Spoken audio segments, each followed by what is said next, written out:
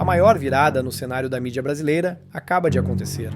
A Rede Globo, que nos últimos 3 anos atuou como uma espécie de escudo protetor do governo Lula e das decisões polêmicas de Alexandre de Moraes, está agora mudando de rota e deixando antigos aliados à própria sorte.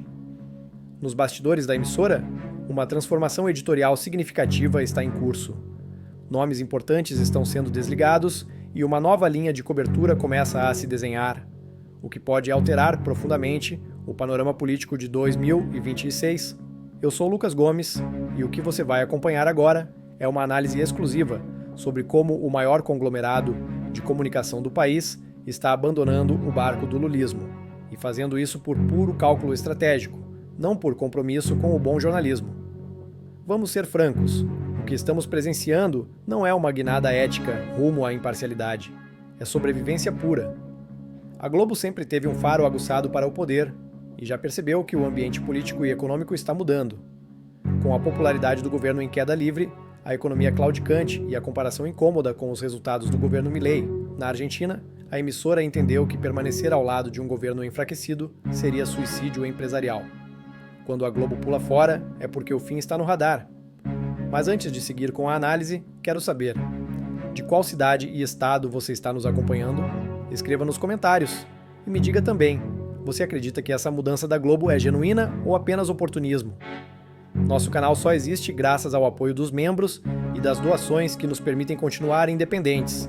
Se ainda não está inscrito, aproveite agora e ative o sininho para não perder nossas análises. Essa mudança começou de forma quase imperceptível. Críticas pontuais ao governo, maior espaço para vozes da oposição e menos defesa automática das decisões do STF. Mas o verdadeiro abalo veio com a demissão de Daniela Lima, um dos rostos mais associados ao alinhamento ideológico da emissora com o governo. Segundo fontes internas, a decisão foi tomada após uma pesquisa interna que revelou um dado alarmante. O público vê a Globo como fortemente parcial e alinhada à esquerda, o que estaria afastando uma parcela significativa da audiência, inclusive pessoas de centro e centro-esquerda. Foi um choque de realidade, nos confidenciou um alto funcionário da emissora. O recado foi claro: ou muda ou continua perdendo relevância, e principalmente dinheiro, e no fim do dia, o que conta é a receita.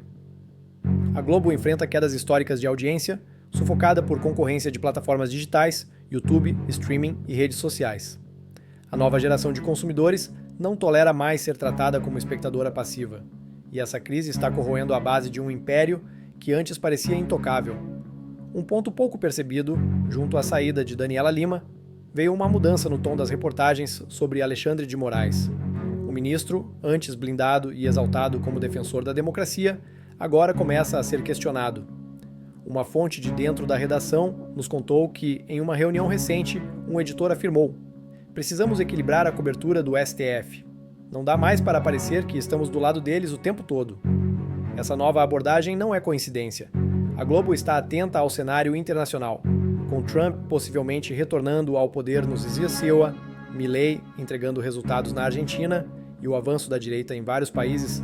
Adotar uma postura crítica ao modelo autoritário de combate à desinformação virou questão de sobrevivência. "Não queremos estar do lado errado da história", confidenciou um diretor da emissora.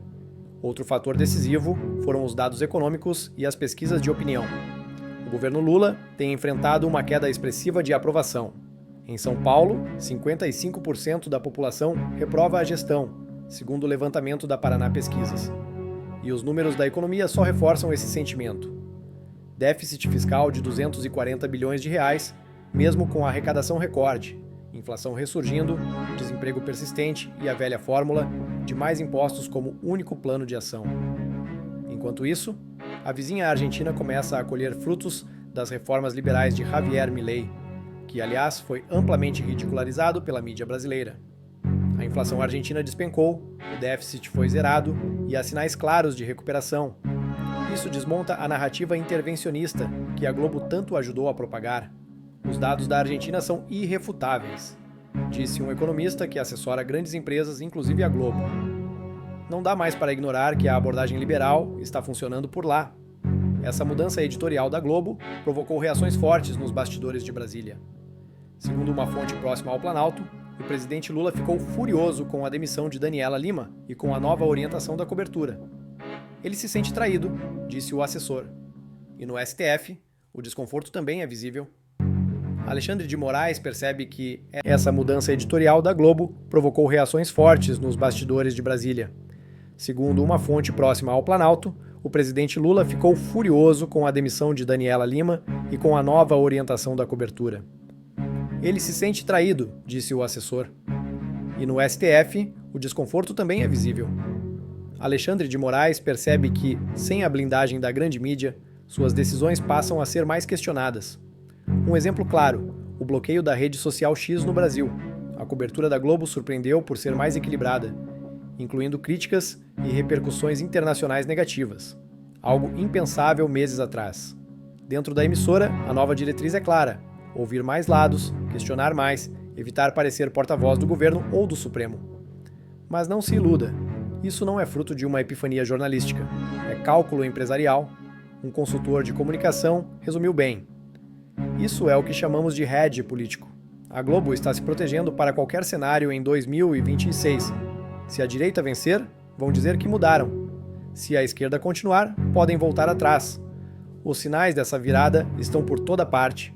Comentaristas que antes defendiam o governo com unhas e dentes agora adotam um tom mais ponderado.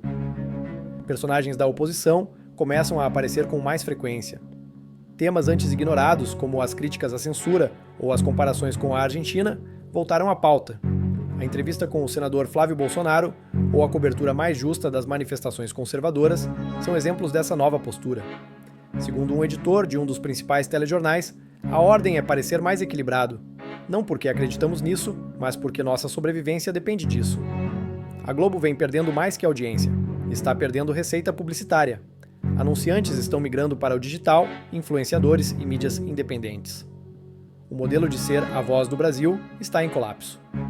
Esse processo não atinge só a Globo, claro, mas para quem se acostumou a dominar o debate público, o impacto é maior. Estamos assistindo ao fim de uma era, a era em que um grupo de mídia tinha o poder de eleger presidentes e moldar narrativas à vontade. Agora, a emissora tenta se reinventar num mundo em que sua influência diminuiu drasticamente. E nesse processo, está abandonando antigos aliados. Lula e Alexandre de Moraes, que contavam com essa proteção, agora enfrentam o julgamento do público sem blindagem. Como definiu um analista político, é como jogar um companheiro aos tubarões para salvar o próprio barco. A Globo percebeu que o governo Lula está em declínio e decidiu não afundar junto. Para quem há anos denuncia a parcialidade da grande mídia, essa guinada é ao mesmo tempo uma confirmação e um alerta. Confirma que estávamos certos, mas também mostra que grandes veículos não têm lado, têm interesses. Hoje, abandonam Lula como já fizeram com tantos outros. A lição? Precisamos continuar fortalecendo nossas próprias plataformas e vozes independentes, porque enquanto eles seguem o poder, nós seguimos a verdade. E você? O que acha dessa reviravolta? Acredita que a mudança editorial da Globo é sincera? Ou apenas um movimento estratégico? Escreva sua opinião nos comentários e não se esqueça de se inscrever no canal e ativar o sininho. Seu apoio é fundamental para que possamos continuar trazendo análises que a mídia tradicional prefere evitar. Eu sou o Lucas Gomes, fiquem com Deus e até a próxima.